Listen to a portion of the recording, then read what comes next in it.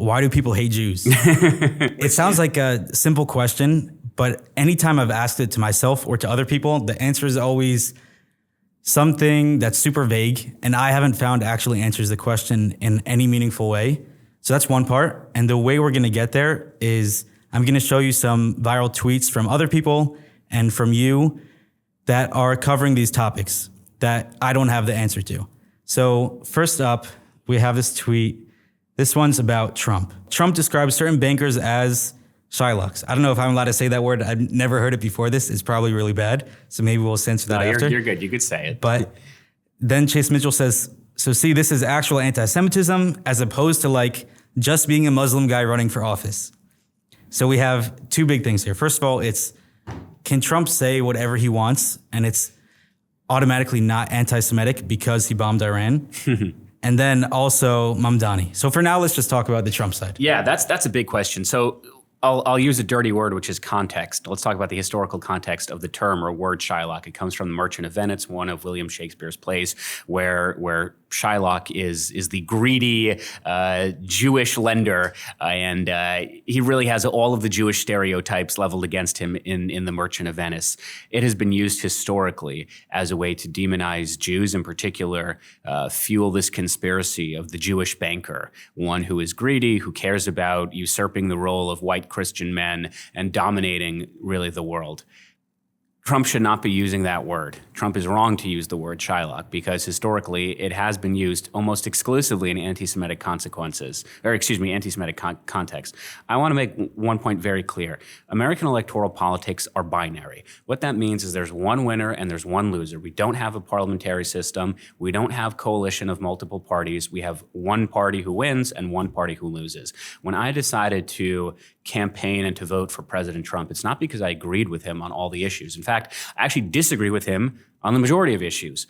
After October 7th, I essentially became a one-issue voter, like many, not only American Jews, but American Jewish Democrats. Because yes, it's important to combat climate change, and it's important to ensure a woman has a right to choose. And I still believe in a $15 minimum wage, but I also believe we can't talk about these issues if we're dead. I don't think we can talk about these issues if American Jews are being physically assaulted on their way to class. I don't think we can talk about these issues if American Jews are being held hostage by Hamas in the terror tunnels of Gaza. So I made a very practical and pragmatic choice. Between Kamala Harris and Donald Trump, there was only one candidate who was even willing to meet with us, let alone enact policies that would be beneficial to us. So I like to think I'm someone who calls balls and strikes. I spoke out very clearly against Tucker Carlson. I walked out of the Republican convention when he was set to speak. I didn't actually know he was set to speak. I walked out. I did not go to the rally at Madison Square Garden because, again, Tucker Carlson would be there. I have very publicly come out against the acceptance of any Qatari money, let alone a Qatari jet for the President of the United States. And I will gladly come out publicly to say that no president should be using the term Shylock. At the same time, I am a little bothered by this faux outrage from the far left, who for the better part of 2 years have been telling us that globalize the Intifada is really just a peaceful call for democracy from the river to the sea, who've been saying that legitimate Jewish fears on campuses, on the subways, on the streets are really ingrained notions of Islamophobia. So, spare me the tears. This outrage. Jerry Nadler is a good example of this. Jerry Nadler is the Democratic congressman from here in New York City. And when I gave testimony at the House Judiciary Committee talking about my experience, I did not mention Israel. Jerry Nadler fell asleep. I mean, there's video of it. He literally folded his arms, he leaned back in his chair, closed his eyes, and 2 hours later, when Chip Roy, who was the ranking member, when he banged us out, Jerry Nadler, he was startled, and then he immediately walked out of the room. So for him to say it's just so unacceptable for Donald Trump to be using the word Shylock, but he refused to advance the Anti-Semitism Awareness Act, he refused to advance the Deterrent Act, he refused to vote for sanctions on Iran, and he just endorsed Zohran Mamdani. I mean, cut the crap. He shouldn't use the word Shylock. Okay, but I'm okay with that trade-off. If, as you said in the beginning, if he's the only president in American history willing to bomb Iranian nuclear sites, he's the only president in American history who is willing, as I said earlier, to actually pass the Anti-Semitism Awareness Act, to withhold funds from universities on college campuses, to crack down on DEI, to lawfully detain foreign students who violate American law.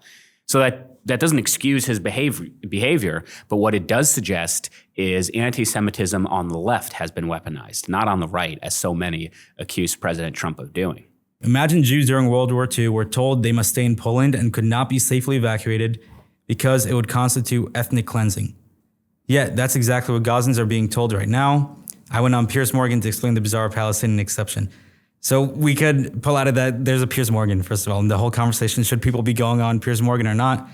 Whatever. There's also Israel-Gaza, but I mainly want to focus on your interest in the Holocaust right now. Sure. And if you could somehow communicate the importance to me and something that I can just hold on to and not forget. Yeah, well, I think there are three ways of answering this question. So first of all, just 2 weeks ago, I was in Poland again. I did a 60-mile bike ride from Auschwitz-Birkenau to the Jewish Community Center in Poland. We actually did it with an Auschwitz survivor, Bernard, who's 96 years old. He's great. To me, Poland is a fascinating country for so many reasons.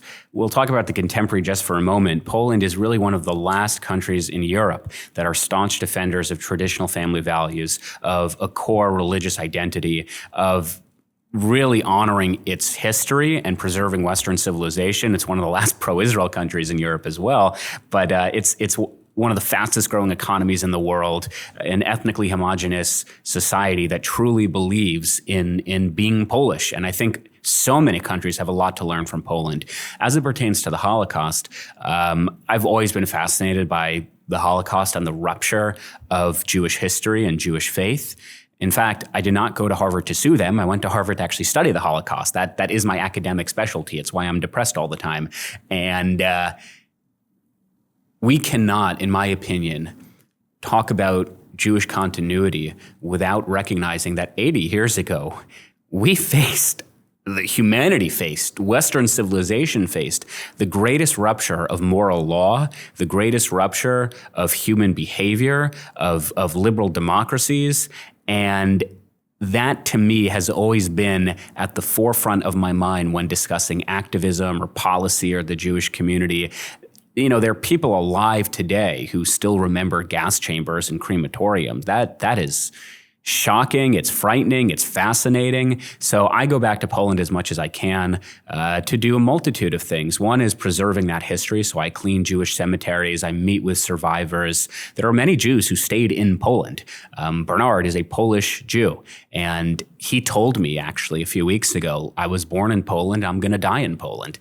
And that sense of, I don't know, national identity, religious pride, whatever it is you want to call it, I think is quite admirable. So I would encourage not just Jews, but really people of all faiths and of all nationalities, look at what Poland is doing in the 21st century with its economy, with its society, with its culture, with its history. As I said, we have a lot to learn from.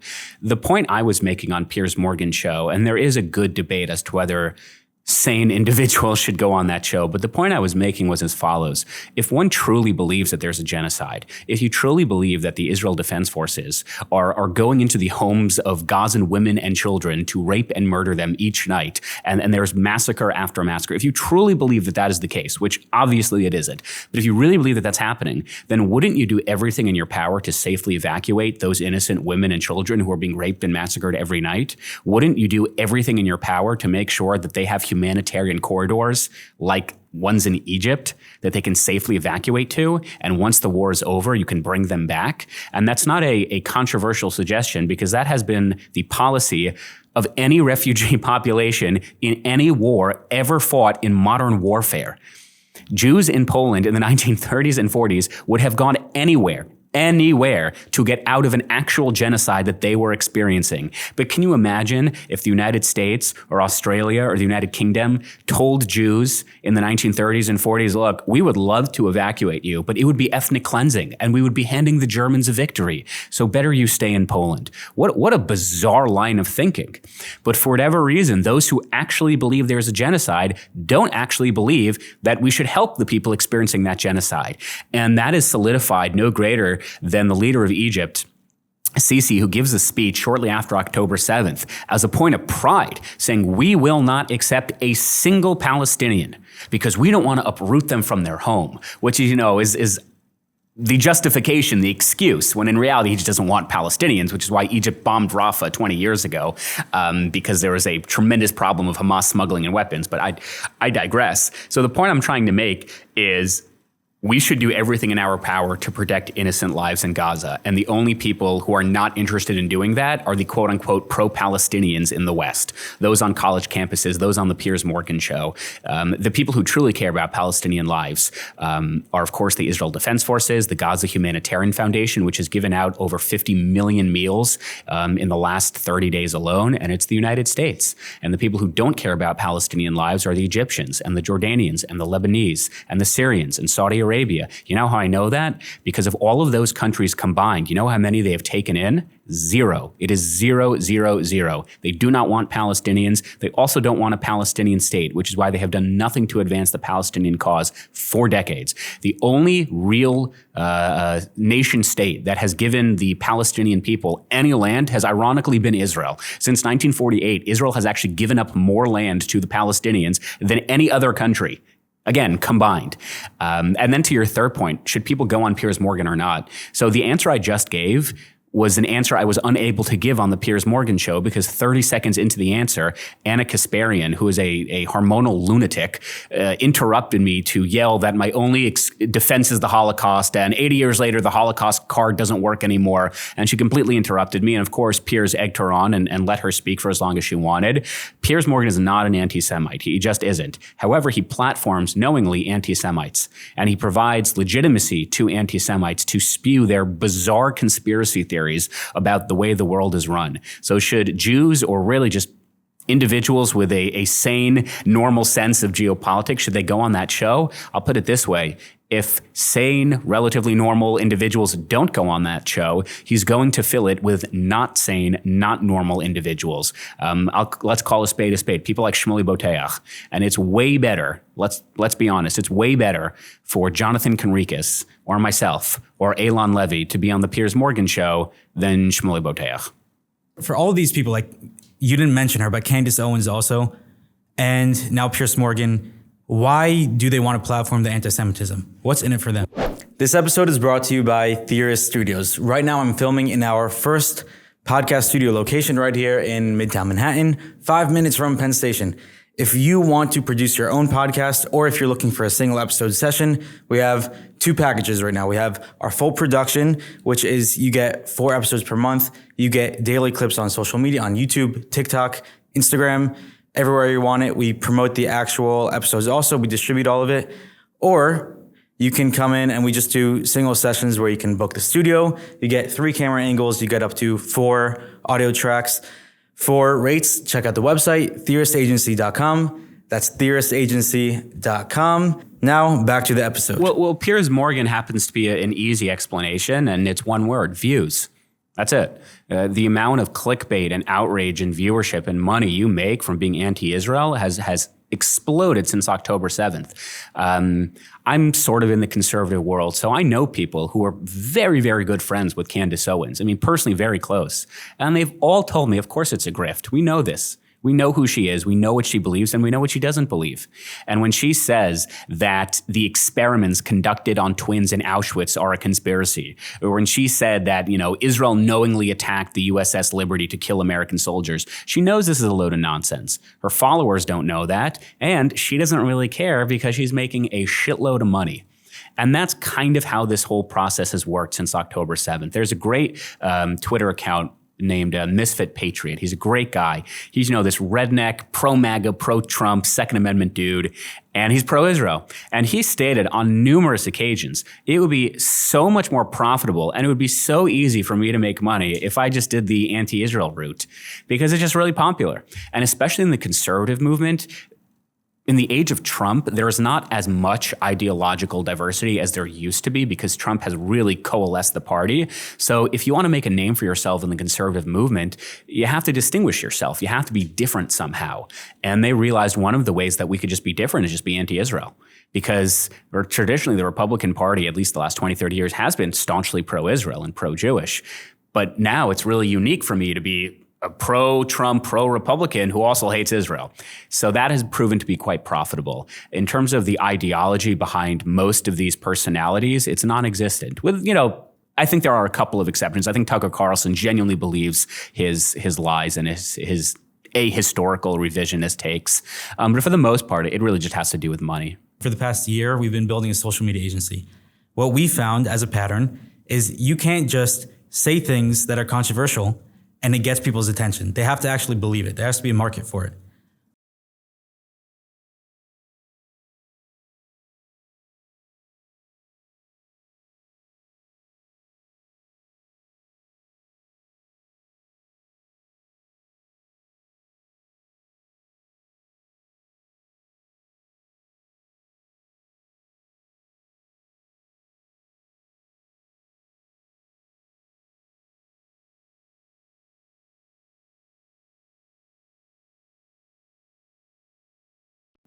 Why is there such a massive market for the terribly anti-Semitic things people are saying, especially in the way they're saying it it sounds like a conspiracy theory every time. So where is this group of people? Have you talked to them? And why do they hate Jews so much? So I want to, again, use the word context.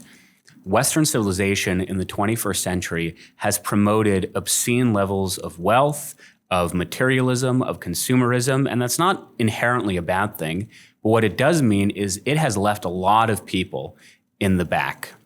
And a lot of those people who have not reached the material success that the American dream and globalization promise them, they need an excuse. They need a rationalization for why it is they have not reached the successes that they assume they were. And I think that's where you get anti-Semitism from. Anti-Semitism is simply the justification for people who are unable to succeed on their own, and they simply need something or someone to blame.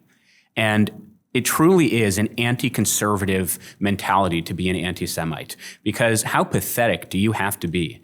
How much of a loser do you have to be to genuinely believe that 0.2% of the population controls all of the finances, controls all of media and entertainment, controls all of the world governments? If that's true, then you're just pathetic. You can't overcome 0.02% of the population. I mean, you're just a loser. I mean, you're ineffective. You've done nothing with your life. It's just a total victimhood mentality of I can't succeed. I can't do well. I can't hold down a job. I can't, find a committed woman and start a family because the Jews. It's just a way for people who are bad at living, who make bad life choices, to reflect all of their failures onto other people. And that's what anti-Semitism is. That's exactly, if you look at the rise of fascism, of Nazism, even of communism, it was just projecting their own internal failures onto other people. And Jews are just an easy scapegoat for whatever reason. But the American dream, and again, conservatism, it very much demands that the individual make something of themselves, that you have no one to blame but yourself. And when you just project all of your failures on other people, I don't see how you can call yourself a conservative and do that. But why Jews? When people say, why the Jews? Well, if you look at the progressive left today, it's because we buck all of their trends and all of their normative modes of thinking. Because diversity, equity, inclusion, of course, teaches that there are two categorizations of peoples. There are the oppressors and the oppressed. And if you are the oppressed, if you rank high on the victimhood Olympics, you're a black, gay, transgender, low income, you name it, then you will never be able to succeed on your own, which is why you need things like affirmative action. It's why you need things like racial preferential treatment. You need to either artificially lower standards or to artificially boost your socioeconomic standards. Because again, you can't succeed on your own because you're just too oppressed. And the problem with Jews is historically, we've also been oppressed. As I mentioned, it has not even been 80 years since Jews as policy were to be exterminated in gas chambers. But nevertheless, we're pretty damn successful. And we didn't do it because of DEI, and we didn't do it because of racial preferences. We just did it because we're pretty good at it. And we did it because there were no other options. We did it because we didn't blame other people. And as I said, if you truly believe that there's this great cabal of Jews plotting to destroy the world, or there's this great conspiracy where Jews control the world banks and the Jews control government, then you're just a lazy, pathetic excuse of a person, and you can't accomplish things on your own, so you have to blame other people. If you think Jews control the government, okay, let's assume that's true. So you do something about it. You make your own lobbying group. You think AIPAC is this evil devil that has its tentacles in the pockets of all Congress members? Okay, so do something about it. Create a lobbying group. Go to DC, meet with your members of Congress. But they don't do any of that. They just complain on Twitter for likes and views. You think the Jews control Hollywood? Okay, produce your own content. But they can't, because these are not intelligent or talented or insightful individuals. These are by and large middle-aged losers who haven't accomplished much in their life. So at its core, Jews have been victims, but we don't see ourselves as victims. We just pull ourselves off our bootstraps and we produce and we innovate. And that is really at its core the American dream. That's certainly a conservative hallmark. And that's why so many Jews just love the United States of America, because it doesn't matter who you are or what your past experiences have been. You can build, you can create, you can innovate. And these individuals who think that we just control everything are unable to do any of those things. For all your listeners who might be seeing this and saying, you see, the Jews control everything, they're admitting it. Number one, we're not admitting it. But number two, if you really think that that's the case, then do something about it. Go build your own lobbying groups. Go build your own media in Hollywood. Go build your own stuff, instead of just commenting on Instagram and Twitter. I mean, what a waste of your I was going to say waste of your talents, but evidently you don't have any. What a waste of your life. So the Jews don't control anything. But if you think we do, then go do something about it rather than just bitching all the time.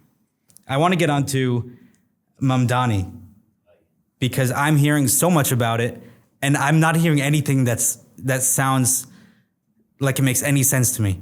On both sides, it's New York will be destroyed by a nuclear bomb and Israel will no longer exist the day Mamdani gets in office. The other side is like, let the man eat with his hands. What's wrong with it? Oh, yeah. And I'm just like, how do we end up with this guy eating with his hands, first of all? And then why does everyone care? Like, it's some traditional thing.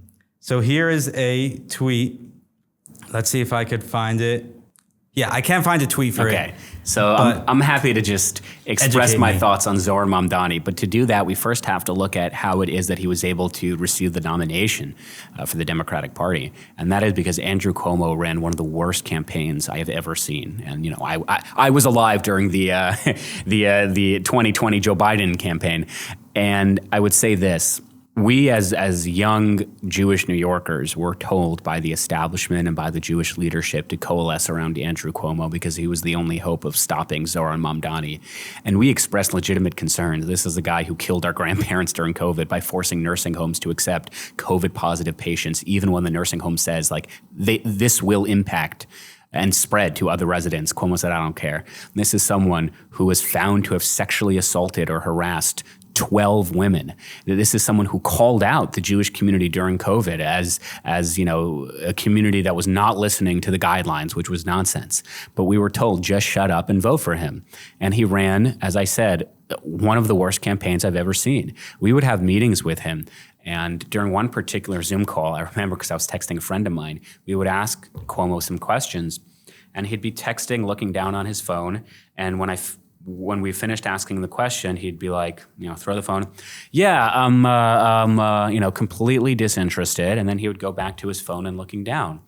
The arrogance and the sheer narcissism that he displayed. He didn't have a ground game. There were no volunteers. There was no strategy. There was just, I'm not Zohran Mamdani. Well, look, Zohran Mamdani was speaking a language that young people really understood. The city is totally unaffordable. There's immense income inequality. And do I agree with freezing the rents? Absolutely not. But that's an attractive policy prescription for young people who don't know much about economics. And that's coming from someone who voted for Bernie Sanders twice. I'm a recovering socialist. I speak the language of Zohran Mamdani. Okay? When there was a 78-year-old socialist Jew from Vermont telling me he's going to pay for my health care and he's going to pay for my college and we're going to nation build here at home instead of Iraq and Afghanistan and Iran, that is an incredibly appealing movement that you want to be a part of. And that's what Zohran Mamdani tapped into. The problem is, of course, as with all of these socialist politicians, the math doesn't add up. Freezing the rent would be disastrous, especially to an urban jungle like New York City. You would kill any incentive landowners have to A, develop new property, or B, maintain the property they currently have. And by the way, rent in many cases is frozen. The New York City Housing Authority, NYCHA, they do have public housing, and it is a disaster. I mean, it is a breeding ground, an incubator for drug deals, for homicides, for rapes. They're not maintained at all. And Zohran Mamdani looks at Section 8 housing and said, yeah, we need more of that. When he talks about we need free public transportation, in every single city in which they tried free public transportation, the stated goal of having more people take public transportation never worked, because you know what happens? The buses stop running on time and you get way more people. So people end up just buying cars and polluting even more. Never mind the fact that public transportation in New York City is pretty damn cheap as is. It's $2.90, and if you're a student or you're a senior or you're low income, it's half of that. And that's for the entire day. You can go from the tip of the Bronx all the way to Staten Island for $2.90. So I don't even know what problem he's seeking to address. When he talks about that we are going to arrest Benjamin Netanyahu when he comes to New York, number one, he doesn't have the authority to do that. But number two, it clearly shows he has zero grasp of international politics or foreign policy. When he talks about that we are going to tax the wealthiest 1% of our city, the New York City mayor doesn't even have the jurisdiction. He doesn't have the ability to tax. That rests in the power of the governor, of Kathy Hochul. So he promises everything without the ability to deliver any of this. I mean, city-run grocery stores. This is straight out of the communist playbook, which makes sense because he's a self-described socialist. And it bothers me to no end that someone like this has been able to claim the mantle of leadership of the Democratic Party. And even more than that, I'm still a Democrat. And our party leaders, Chuck Schumer, Hakeem Jeffries, Kirsten Gillibrand, Jerry Nadler, none of them have the balls to say that this guy is so out of the mainstream and so does not represent our party. And there's a saying in politics that I'm totally going to butcher, that you elect the people you deserve. And I'm afraid that we are electing Zohran Mamdani because unfortunately we deserve Zohran Mamdani. And that doesn't even include the whole globalize the intifada and nods to anti-Semites. New York City is not home to the largest Jewish community outside of Israel. It is the largest Jewish community in the world. There are more Jews living in New York City than Jerusalem. There are more Jews living in New York City than Tel Aviv. And so for the mayor of New York City to say he's going to arrest Benjamin Netanyahu and he doesn't mind the calls of a globalized intifada, and he started the Students for Justice in Palestine chapter on his campus, and he calls Zionism white supremacy, and he supports boycott, divestment, sanction, and he has done nothing about the physical harassment of Jewish students at Columbia and NYU and CUNY. That makes him totally unfit and unqualified. And if we had any leaders in the Democratic Party with balls and with a spine, they would be saying it. But unfortunately, they have neither of those things. It's money, so I get why she does it. This one is from Musa at Mosalar. I probably pronounced that wrong, but... Well, if Musa said it, it must be true. They invented the Holocaust so they could use it as a shield to commit the real Holocaust. What do you think that person believes, and what led them to believe it, and how would you convince them? Again, to not believe? that quote really exposes just the sheer stupidity and intellectual bankruptcy of these individuals. Because on the one hand, they'll say the Holocaust didn't happen, it was made up. But on the other hand, the Holocaust is actually happening right now, and Israel's doing it. It's like, you can't have it both ways. You can't say the Holocaust is like an invented myth, but then the Jews are actually committing one, and they're learning from what they, like, the whole thing, it just is a circle of stupidity. Meaning because it's connected to the trauma that they're claiming doesn't exist because it never happened. Correct. They're saying that Israel is conducting a Holocaust against the Gazan people because of the trauma they experienced during the Holocaust. But also the Holocaust didn't happen. It's a circle of stupidity that makes zero sense when given even the slightest bit of microscopic scrutiny.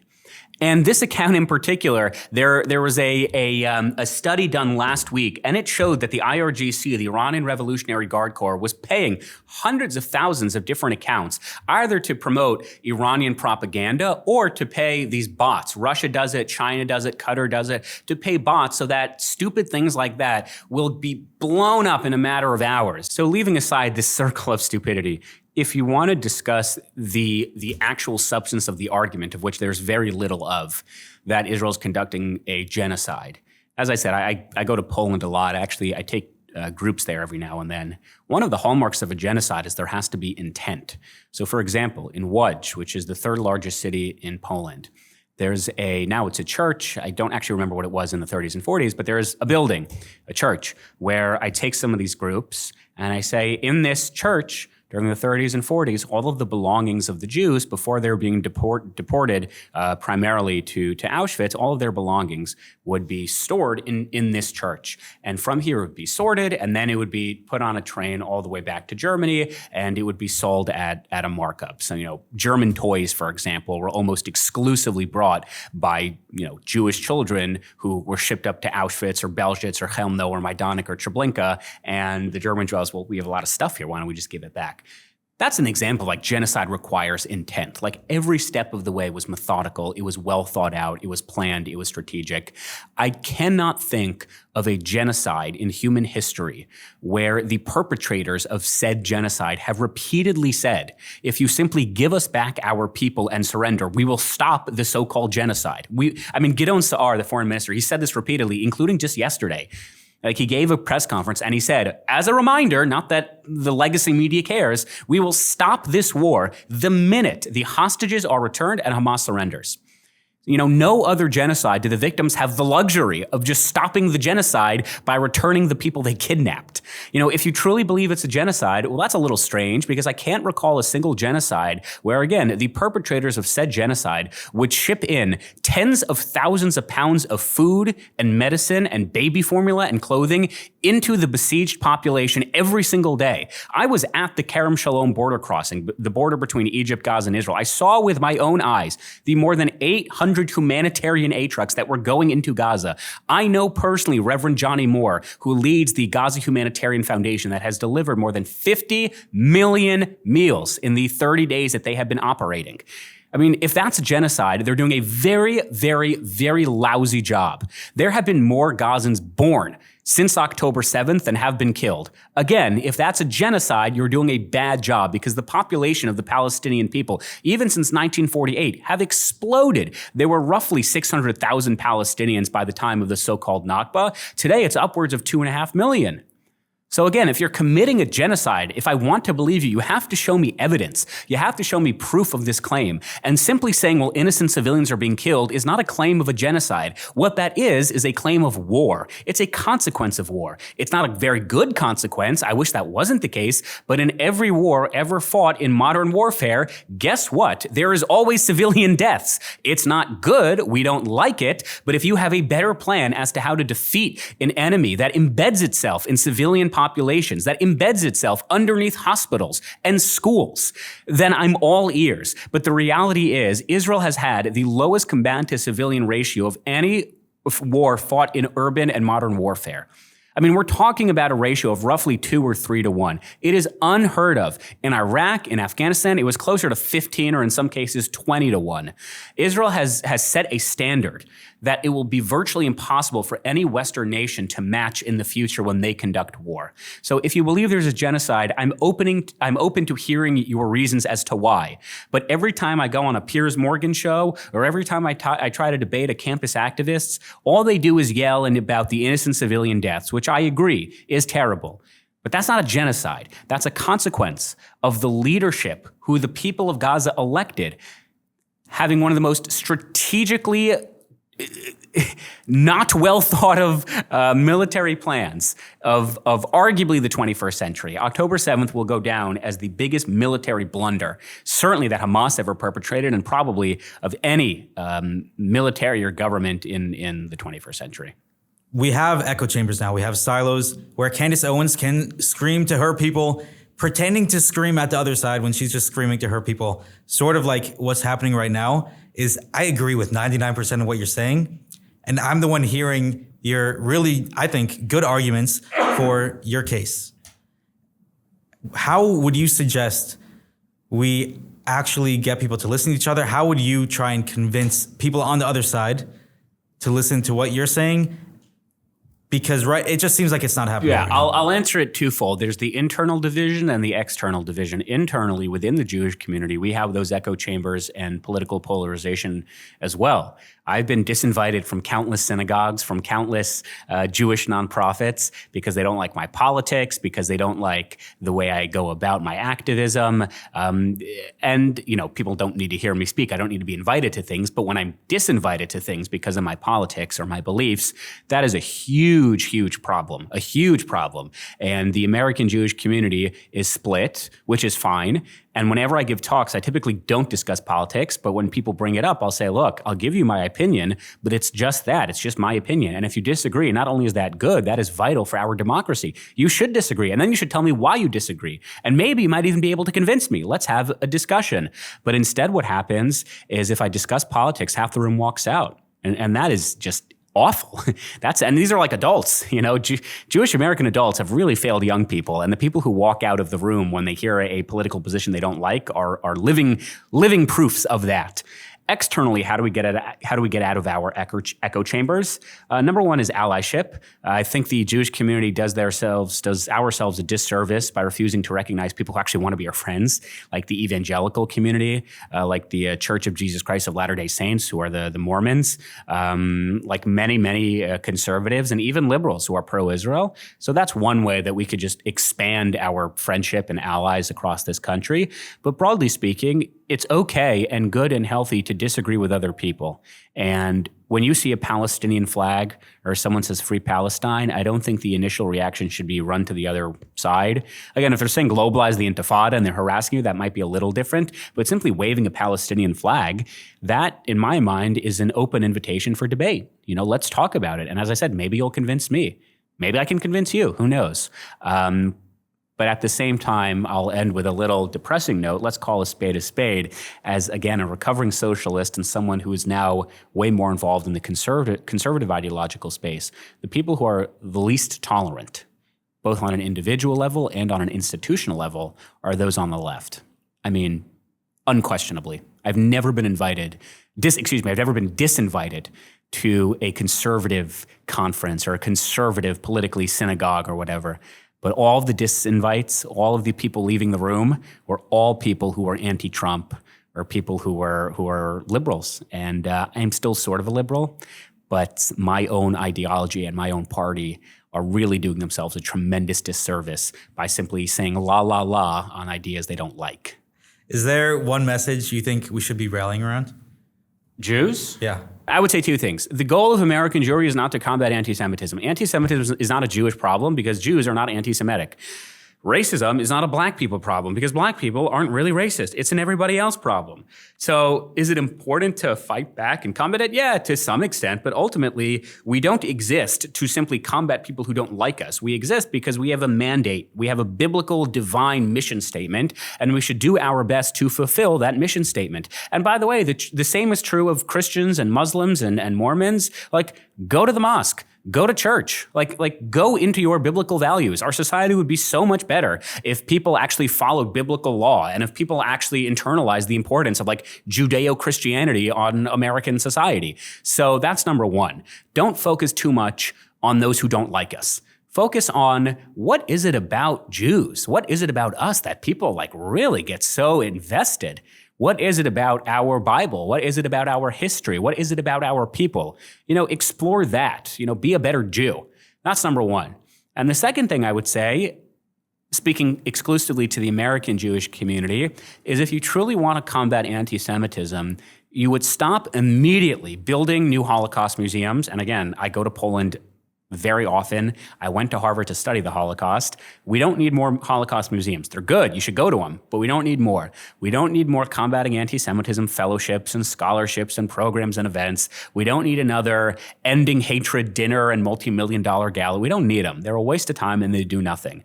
If you truly want to combat anti-Semitism as an American Jew, you would make sure there is not a single American Jew today who's going to public school because their parents can't afford yeshiva tuition. You would make sure there's not a single American Jew today who has not been to Israel at least once on a fully sponsored trip to Israel. You would make sure there's not a single American Jew today who does not have the opportunity to go to a Jewish summer camp.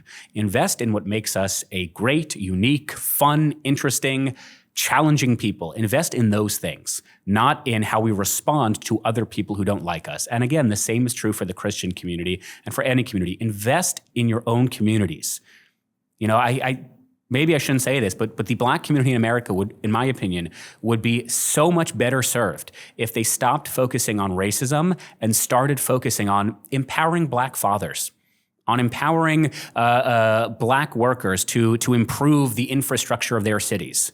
The same is true for Jews. We would be so much better served if we stopped talking about anti-Semitism and started talking about making sure that kids can get an affordable Jewish education and they can experience a summer camp. We'd be so much better served. At the end of most conversations that I've heard people have with you, it's usually, thank you, Shabbos, because you're so articulate.